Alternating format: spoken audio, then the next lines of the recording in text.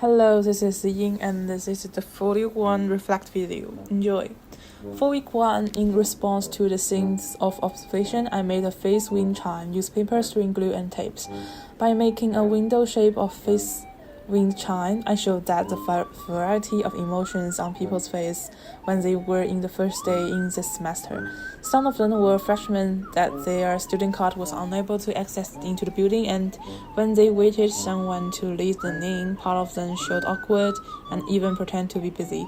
Different facial expressions also shows that the various expressions on people's face cannot be seen from one point of view. Similar works has been produced by Lidorico, whose work L.A. Murder Abora explores scenes by observation, the world with new prisons, experiences scenes of unbalanced or unsettled as we feel in our daily lives. For week 2, in response to the theme of tinkering as method, I made a buggy head by using oil, clay, tin foil, paper, color paper line, Photoshop drawing, and After Effects. By adding the 2D spider clicked head with brick dropping sound, I showed that even if I can't come up with any idea, I can still make some entertaining with some simple short animation and self-deprecation.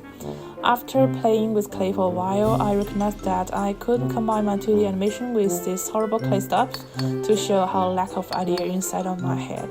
At first, I make a tiny sample clay head with sticking out the back part to show lack of inspiration. After that, I used tin foil and clay to build a larger one with twist paper line in it, to show the empty head could be anything when there is something settled in. In the end, I added 2D spider animation that clinking head to show when the brain ran out of the idea, it could look like the hard work. Similar work has been produced by Johnson Tan, whose work here and there explores things by unique expression form, like surreal combination with head. His sculpture combines usual common facial expression with unseen emotion, a symbol to suggest the distance between self and the other, conscious and subconscious. For the concept of week 3, I checked the history of vase and flourishing. It shows that ancient Greek used vase for ornament, narrative, and commemorative purpose. The floral arrangement was also used for temple offering and religious custom. And then they have more decorative purpose since Renaissance period. Depending on that, I thought the pen or writing stuff could have the similar properties as vase. Pen can read stories, memorize history as well when people using it. Maybe I could combine the pen and flowers. In response to the theme of the fun object, I drew a pen-shaped vase with flower refill and flower made vase by illustrating image in Photoshop. By drawing pen-shaped vase, I showed that the pen can be a material for narrative and commemorative purpose. I imagined the flower refill could retain the particular meaning as the flower itself has. For example, red spider lily would use for writing a eulogy. By flower-made vase, I showed that the symbolic flower also can be the carrier to narrative and memorize. Similar work has been produced by Baron Shavels. Her beautiful ink art explores the scenes by making the refill of pen become part of the image.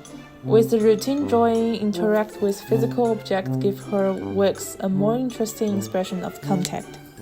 In week 4, I'm thinking about the character life inside the stomach. When the character is different favorite foods, and the set would change the inner version of the stomach, and the state of stomach would also guide the diet of the character.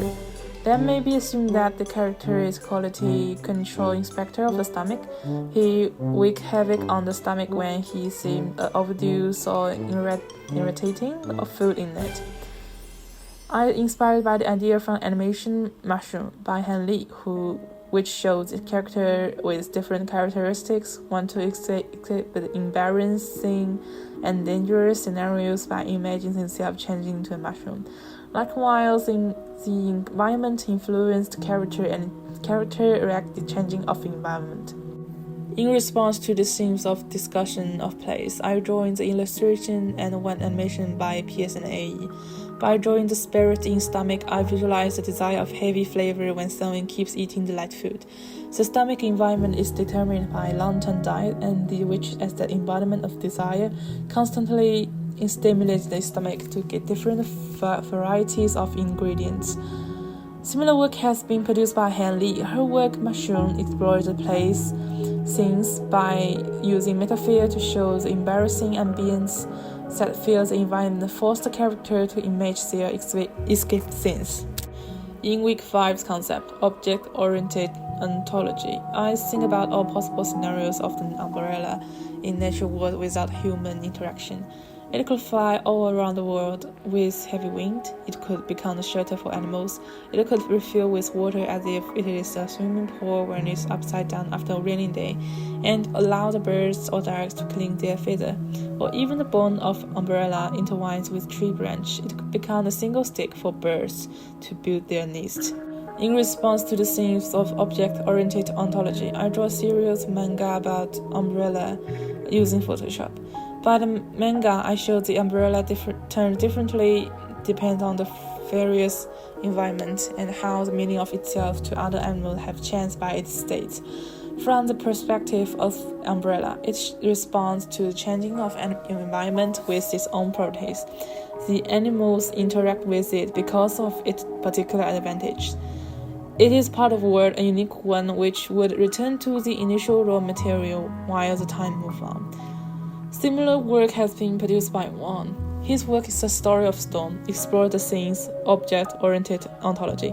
His 48 concept art shows the evolution of human history by setting one stone in a particular area and draw the different narrative and composition around that stone. Those works show that humans are constantly giving meaning to their surroundings and self-motivated through their works. However, from the perspective of the stone, those behavior become meaningless. My favorite thing is still the one from week 5, object-oriented ontology. This is also the one I draw the most picture for. After everything is detached from the value given by human beings, everything returns to its natural release state. Especially in this current era of impatience, filled with competition and anxiety, thinking about things in this perspective allowed me to release a lot of pressure. When I was young, I asked my parents what determines the value of each person. At that time, I didn't give any answer, not even a single fairy tale. Perhaps everyone has considered those questions. What do we do really worth it? What roles are we playing on anyone's chessboard? And when looking at the world beyond the board, what is the meaning of what we do? It is a question that can't be answered. It is just that when I substitute the perspective of other items, I feel that maybe it is good to exist. It might be a bit on the nihilistic or Taoistic side of understanding. Anyway, I really like this theme. I have incorporated these themes in previous illustration commissions and my personal works. Most of those work have to create illustration based on the concept design of the characters, and from time to time I will strip the character from their background setting and let them live their own lives from the spectator's point of view. This kind of composition rather enhances the meaning given to the character, and most of the clients really like this idea.